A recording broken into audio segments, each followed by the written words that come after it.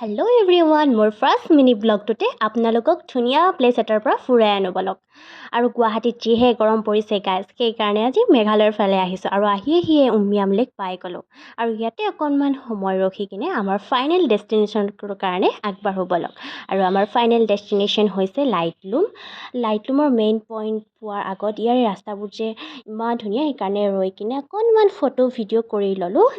আৰু ইয়াত ধুনীয়া প্ৰকৃতিৰ মাজেৰে আহি থাকোঁতে পাহাৰবোৰত থকা ঝুম খেতিবোৰ দেখিছেনে আপোনালোকে? সৰুতে যে কিতাপত পাইছিলোঁ যে পাহাৰৰ এঢলীয়া ঠাইবোৰত কৰা খেতিবোৰক ঝুম খেতি বুলি কয়।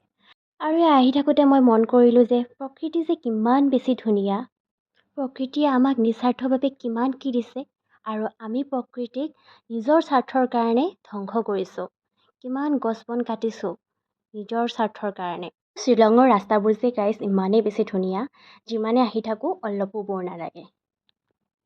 আৰু এয়া আমাৰ ফাইনেল ডেষ্টিনেশ্যন লাইটলুমৰ মেইন ভিউ পইণ্ট পাই গ'লোঁ।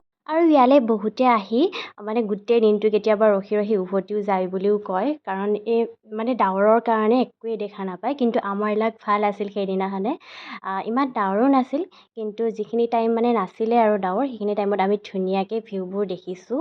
বহুত বেছি ধুনীয়া। মই কেতিয়াও অহা নাছিলোঁ লাইটলুম, ফাৰ্ষ্ট টাইমৰ কাৰণে দেখিছোঁ আৰু ফাৰ্ষ্ট টাইমৰ কাৰণে ডাৱৰৰ লগত খেলিবলৈও পাইছোঁ। আৰু ৰাইজ, ডাৱৰৰ স্মেলটো একদম জুইৰ পৰা ধোঁৱা ওলালে যেনেকুৱা এটা গোন্ধ স্মেল এটা ওলায় আৰু তো তেনেকুৱাই আৰু একদম অলপ টাইমৰ ভিতৰত অলপ নেদেখা হৈ গৈছিলে আৰু তেতিয়াই একদম ডাৱৰ মুখত সোমাই গৈছে, একদম ধোঁৱা টাইপৰ গোন্ধ ওলাই গৈছে। আৰু নৰ্থ ইষ্টত যে ইমানেই বেছি জেগা আছে, এক্সপ্ল'ৰ কৰিলেও শেষ নহয়। আপোনালোকে আহিলে মেগী ম'মোৰ লগতে ডাৱৰো খাব পাব। আমাৰো যেনেকুৱা হৈছিলে, মেগী খাই থাকোঁতে ডাৱৰো খোৱা গৈছে, একদম পুৰা গোন্ধ এটা ওলাই গৈছে।